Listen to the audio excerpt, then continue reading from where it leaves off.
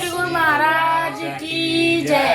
प्रेमी सज्जनों, माया दो प्रकार की होती है। एक है मोटी माया जो संसारी माया है, एक है झिनी माया जो परमात्मा की भक्ति करके ईश्वर परमात्मा से ला देती है। वास्तव में संसार या माया इस वस्तु का नाम है जो परमात्मा की याद से अचेत करे, यानी बेहोश कर दे तथा परमात्मा के चरणों से दूर कर दे। उसी का नाम माया है अथवा संसार है। घर का सामान, सोना चांदी तथा स्त्री पुत्र, इन सब को माया भी कहते हैं। इन सब के मोह में फंसकर परमात्मा की भक्ति से काफिल हो रहने का नाम ही संसार है या माया है। संसार का लगाव और संसार की चाहत यानी इच्छा ही गलत है। इसी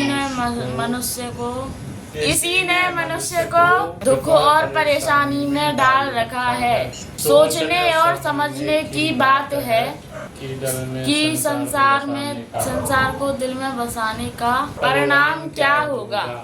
अच्छी तरह सोचो, अपनी अंतरात्मा से पूछो कि संसार की जितनी कामनाएं हैं यही दुख का मूल है। इसलिए कामनाओं को बढ़ाना नहीं है, कम करना है। कामनाएं जिस कदर बढ़ती जाएंगी उतना ही दुख बढ़ता चला जाएगा।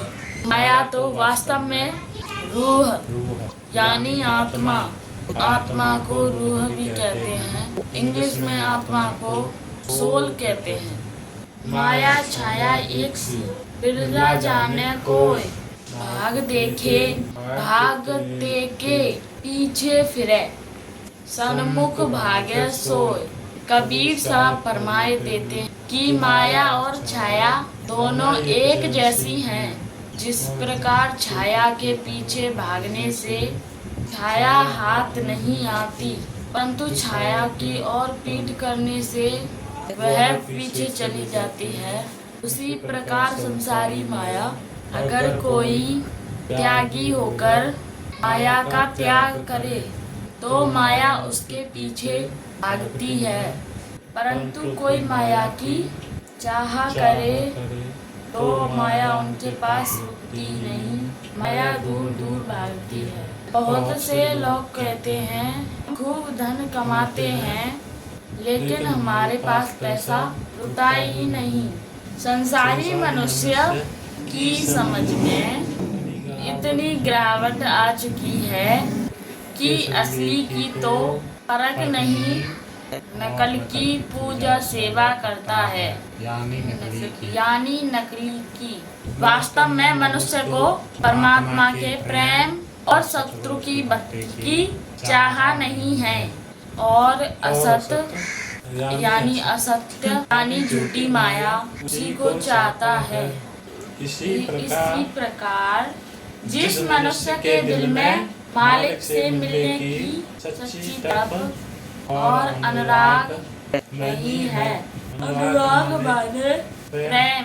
संतों का कथन है, तुलसी पूरब पाप से हर चर्चा ना सुहाए।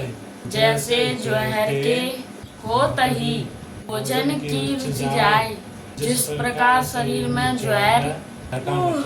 जौहर का मतलब शरीर में जब बुखार आ जाता है तो खाने पीने की इच्छा खत्म हो जाती है और अच्छा भोजन भी कड़वा और कसेरा लगता है।